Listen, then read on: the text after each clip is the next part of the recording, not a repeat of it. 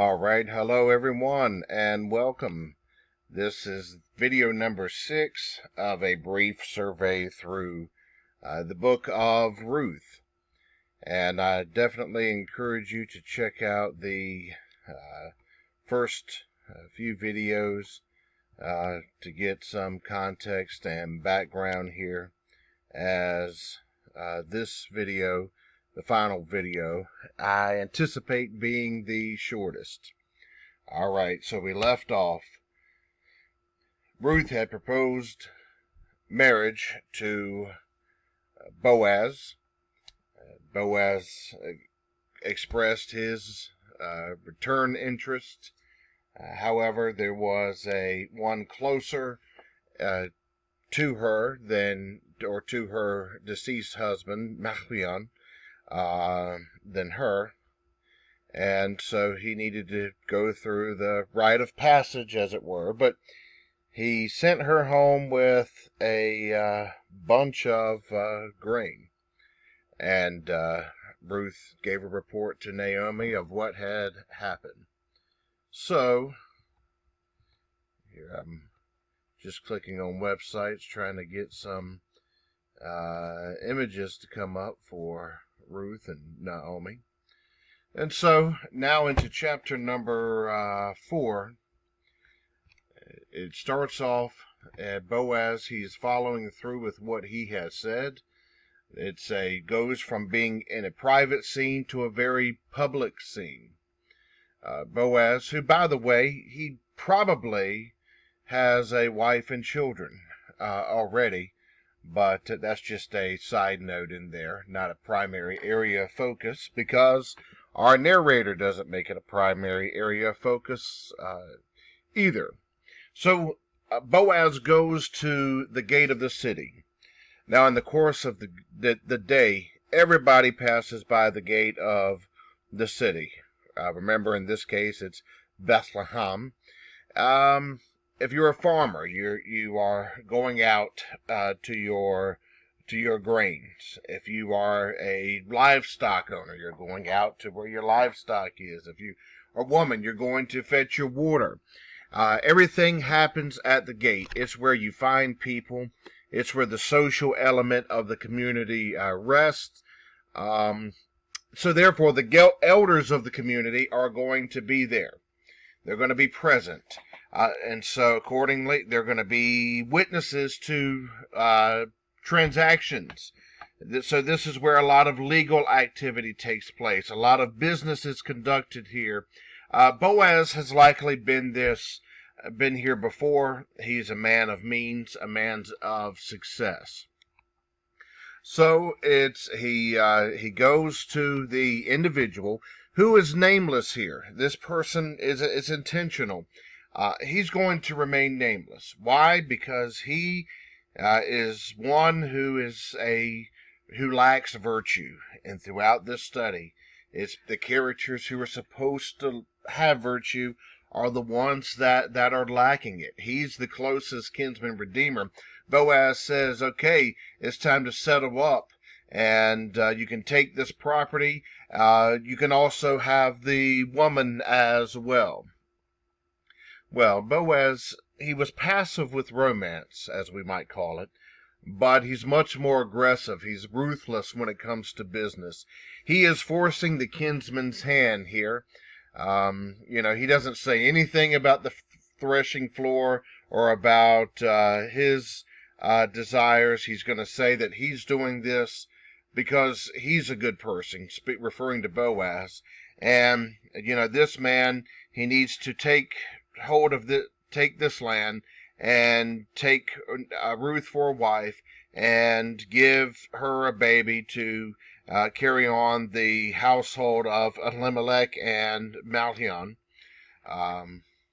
Well, this man is concerned, the would-be redeemer, that if he takes on this woman, he's going to have to divide up inheritance now, and his current wife and children are going to get less. You may recall me stating in one of the earlier videos, probably video number 1, that a woman was an incubator of children. She had to get pregnant, 15 times or so in the course of her adult life, sometimes more. And so if Ruth is a young enough woman, and presumably she is, she's going to try to get pregnant as many times as possible. This man doesn't want to have to deal with it, and so he's eager to hand the deal off to Boaz. And of course, Boaz and Ruth are the ones with virtue. Elimelech and his two sons lacked a certain virtue. They dishonored themselves.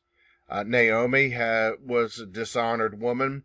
And then, I don't recall if I mentioned this in the prior video, but she's trying to get Ruth to do some very questionable things. I believe the story intentionally is presenting Naomi questionably. But the two characters who have the most honor and virtue is Ruth, as the narrator continues to remind, is the Moabite, and Boaz, who the narrator is going to invite us into knowing, is also someone of questionable ethnicity, because his mother was Rahab the harlot at Jericho, and so he's not completely Jewish either. So it's the most unlikely of characters that are demonstrating virtue and loyalty in this time of the Judges. If you go back to video 1, you get the full context of this. In this period of the Judges, when nobody expects loyalty out of the Hebrews, and much less expectation out of the non-Hebrews.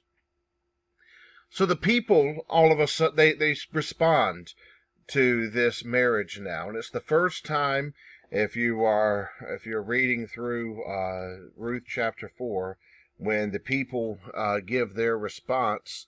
When the people give their response here, there is the first time that Ruth is not referred to as a Moabite. And so, as it continues, the people are blessing her. And the manner here, may you be like Leah and Rachel. Well, remember there was a scene there in the nighttime when there was a trick played on Jacob, and he was intending on taking one wife, and he was tricked into taking another. This story has very subtle connections and reminders of that, as remember Ruth went and snuck in the middle of the night here to Boaz to fulfill her agenda.